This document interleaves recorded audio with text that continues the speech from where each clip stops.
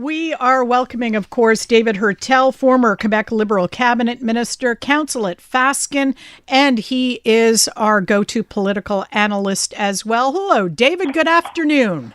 Good afternoon, Trudy. Good afternoon, Sarah. Canavo, David. Welcome. Thank you. You wanted to start with a certain salary, maybe not increase, salary deal?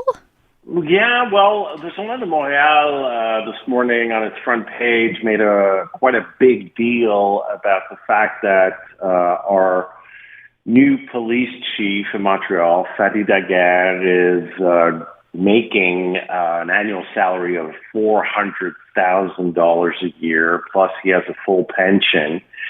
And here we go again about high salaries. Remember the whole dance we went through when the M&A salaries were increased by 30%. Now, a police chief before Fadi Daguerre, the police chief's salary was around $300,000 a year. Do I think $400,000 is too much money for somebody Fadi Daguerre's stature? I don't think so. But what's interesting about the Journal de Montréal report is the way the city actually handled this. Now, Fadi Daguerre, let's remember, was making over $300,000 a year already in Longueuil as Longueuil's police chief. And before he was in Longueuil, he was a Montreal city police officer with 25 years of service. So it's not like he was coming out of nowhere with this. And the city really wanted Fadi Daguerre and did what it had to do for him to break his contract, come on over. And that means a full guaranteed pension at over $90,000 a year and a bump in salary, which includes a performance bonus that would get him to $400,000. But what we're seeing here is the way the city completely mismanaged this. Why do we need a full front page story that obviously is putting it in a very negative light? Because I got to tell you, $400,000 a year to run the biggest police force, biggest municipal police force in Quebec doesn't seem like that much money. I really don't think so. I mean, the pressure you're under, you're 24/7, 365 days a year. I think it's not a astronomical sum. That may be, yeah. David. That may be, but it's the look of the double dipping. I think that's what a lot of Montrealers are looking at and raising their eyebrows, because this was a sweetheart deal arranged for him to be able to keep his full pension after retirement and coming back to work for the same police force. He's double dipping. We're not supposed to see people do that. Well, now we're seeing double dipping all over the place. I can give you many examples right now in our universe, and people you know very well, Trudy, that are double and triple dipping as we speak. And we tolerate it for some and some others not. The fact is here, I think, what's going on here is that there are a lot of people that are not happy with the fact that Fadi Daguerre was courted the way he was, and that the police and ultimately the city of Montreal went outside its ranks to fill the position, one. And two, the other very difficult thing to swallow, I think, and where this is justified, is right now at the city of Montreal police force, there's a salary freeze. And so if the chief gets courted outside the ranks and gets a bump plus a full pension, the rank and file should be able to count on the same thing. And especially right now when we're having trouble recruiting police officers, there's a labor shortage also amongst police officers. That's where I think there's a big problem. But also, why wasn't this brought out at the same time? Why does the city feel it has to do this, under the covers, not being fully transparent, instead of having come out now in a very, very difficult way? David, I want to get your take on the Notre-Dame-des-Neiges cemetery labor dispute and the latest, unfolding of that, because we're going to be speaking to the labor minister after the 5:30 news about this. are you seeing any hopeful signs, or is this going to end up with government intervention in your view?